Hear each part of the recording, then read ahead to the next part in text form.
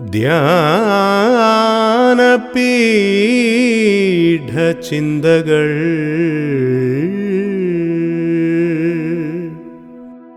ധ്യാനപീഠചിന്തകൾ, a devotional thought for worship.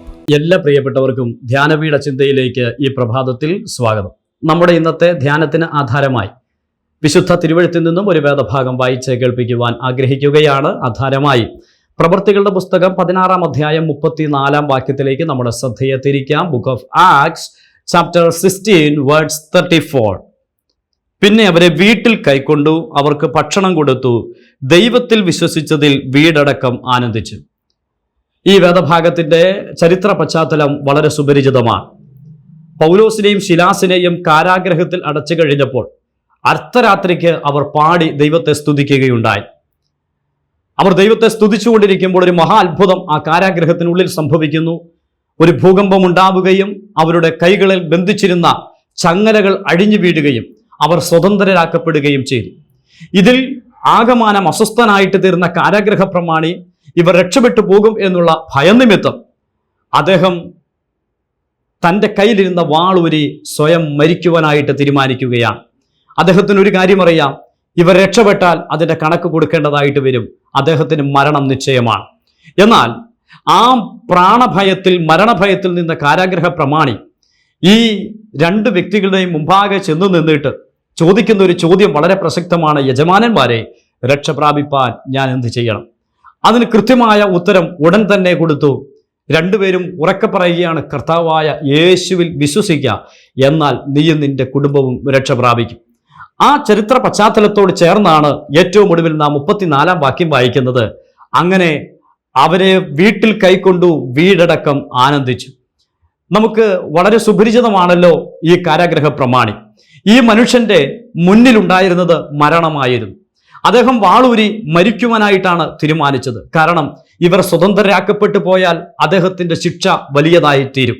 അതുകൊണ്ട് അദ്ദേഹം ഇനി ജീവിച്ചിരുന്നിട്ട് കാര്യമില്ല, മരിക്കുവാൻ തീരുമാനിച്ച മനുഷ്യനാണ്.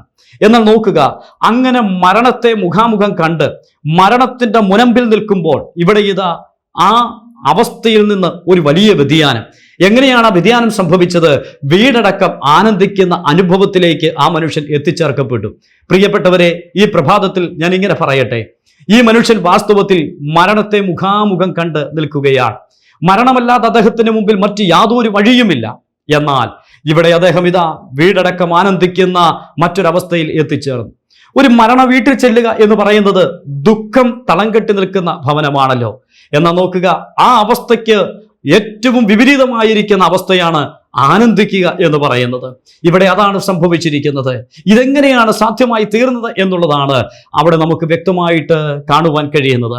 ഇവിടെ യജമാനന്മാരെ, ഞാൻ എന്തു ചെയ്യണമെന്ന ചോദ്യത്തിന് പൗലോസും ശീലാസും പറഞ്ഞ മറുപടി ഇങ്ങനെയാ, കർത്താവായ യേശുവിൽ വിശ്വസിക്കുക, എന്നാൽ നീ നിന്റെ കുടുംബവും രക്ഷ പ്രാപിക്കും. പ്രിയപ്പെട്ടവരെ, ഇവിടെ ആ മനുഷ്യൻ ചെയ്ത ഏക പ്രവൃത്തി തൻ്റെ മരണ ഭയം മാറുവാൻ, മരണത്തിന്റെ കരിനിഴൽ തൻ്റെ ജീവിതത്തിലേക്ക് വന്നു പതിക്കേണ്ട സ്ഥാനത്ത് അതിൽ നിന്ന് ഒഴിഞ്ഞു മാറുവാനുള്ള ഏക മാർഗമെന്ന് പറയുന്നത് യേശുവിൽ വിശ്വസിക്കുക എന്നുള്ളതായിരുന്നു.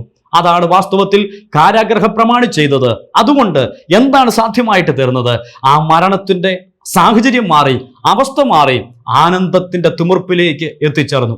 ഇത് തന്നെയല്ലയോ ലൂക്കോസിന്റെ സുവിശേഷം 15-ാം അധ്യായത്തിൽ ധൂർത്തപുത്രൻ മടങ്ങി വന്നപ്പോൾ ആ കുടുംബത്തോടുള്ള ബന്ധത്തിലും രേഖപ്പെടുത്തിയിരിക്കുന്നത് അവർ വീടടക്കം ആനന്ദിച്ച് സന്തോഷിച്ചു. എന്താ പറയുവാനായിട്ട് കാരണം? ആ മനുഷ്യൻ നഷ്ടപ്പെട്ടവനായിരുന്നു, അവൻ മരിച്ചവനായിരുന്നു. മടങ്ങിയെത്തിയപ്പോൾ ആനന്ദത്തിന്റെ അവസ്ഥയിലേക്ക് എത്തിച്ചേർന്നു. എൻ്റെ പ്രിയപ്പെട്ടവരെ, ഈ പ്രഭാതത്തിൽ ഞാൻ ഇങ്ങനെ ഓർപ്പിക്കട്ടെ, മരണനിഴൽ എൻ്റെയും നിങ്ങളുടെയും ജീവിതത്തിൽ ഉണ്ടായിരുന്നു. മരണത്തിന്റെ ഭീതിയിൽ അടിമകളായിരുന്നു ഞാനെന്നെങ്കിലും മരണം മാത്രമായിരുന്നു നിശ്ചയമായിട്ടും നമ്മുടെ ജീവിതത്തിൽ ഉണ്ടായിരുന്നത്. നിത്യയുഗം നിത്യനരകത്തിൽ കിടന്ന് മരണവേദന അനുഭവിക്കേണ്ടിയിരുന്ന എൻ്റെ അവസ്ഥയെ, ആ നിത്യ നരകമെന്ന മരണത്തെ എന്നേക്കും മാറ്റുവാൻ എനിക്ക് വേണ്ടി മറുവിലയായിട്ട് തീർന്നത് എൻ്റെ കർത്താവായ യേശു ക്രിസ്തുവായിരുന്നു. ഞാൻ എൻ്റെ കർത്താവിൽ വിശ്വസിച്ചതാണ് എനിക്ക് ആ മരണത്തിൻ്റെ ഭീതി മാറുവാൻ ഇടയായിട്ട് തീർന്നത്. ഇന്ന് ഞാൻ അനുഭവിക്കുന്ന ആനന്ദത്തിൻ്റെയും സന്തോഷത്തിൻ്റെയും കാരണമെന്ന് പറയുന്നത് എൻ്റെ മരണം എന്നിൽ നിന്ന് മാറ്റി എന്നുള്ളതാണ്. അതാണ് നമ്മുടെ കർത്താവിലൂടെ നമുക്ക് ലഭ്യമായ ഏറ്റവും വലിയ കാര്യം എന്ന് പറയുന്നത്. മാത്രമല്ല, അതുകൊണ്ട് കുടുംബമായിട്ട് സന്തോഷിപ്പാൻ, കർത്താവിൽ ആനന്ദിക്കുവാൻ നമുക്കിടയായിട്ട് തീർന്നു. ഇത്ര വലിയ സ്നേഹം തന്ന നമ്മുടെ കർത്താവിനെ ഇന്ന് പ്രഭാതത്തിൽ നമുക്ക് നന്ദിയോടെ ഓർക്കാം. ദുഃഖം സാന്ദ്രമായിരിക്കേണ്ട സാഹചര്യത്തെ എന്നേക്കുമായിട്ട് മാറ്റി അതിന് വിപരീതമായിരിക്കുന്ന ആനന്ദത്തിന്റെ തിമിർപ്പിലേക്ക് കൊണ്ടുവന്ന സർവശക്തനായ ദൈവത്തിന് എല്ലാ മഹത്വവും ഈ പ്രഭാതത്തിൽ അർപ്പിക്കാം. അപ്പോൾ തന്നെ അതിനൊരു മറുവശം കൂടി ഞാൻ ഇങ്ങനെ പറയട്ടെ.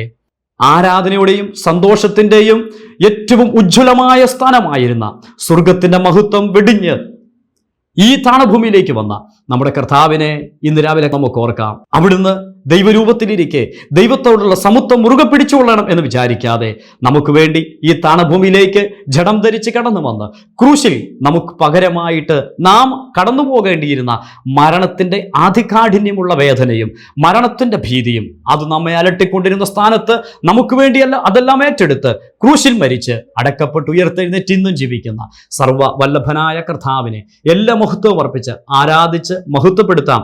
അവിടുത്തെ പൊന്നുനാമം മാത്രം ഇന്നും എന്നേക്കും വാഴ്ത്തപ്പെടുമാറാകട്ടെ. ആമേൻ. പാരിതിൽ പാതകിയാമെനിക്കായി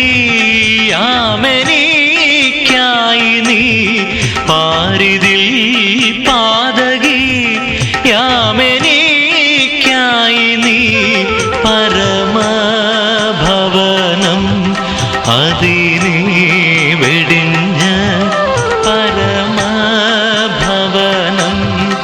അതിനെ വെടിഞ്ഞ്, കരുണയൊരു പൊഴുതാറിവതിന്നിടരറുവതിന്നരുളിന്, കരുണയൊരു പൊഴുതാറിവതിന്നിടരറുവതിന്നരുളിന്, കരണമത് തവ ചരണമാം മമ ശരണമാം ഭവതരണമാമയി പരമ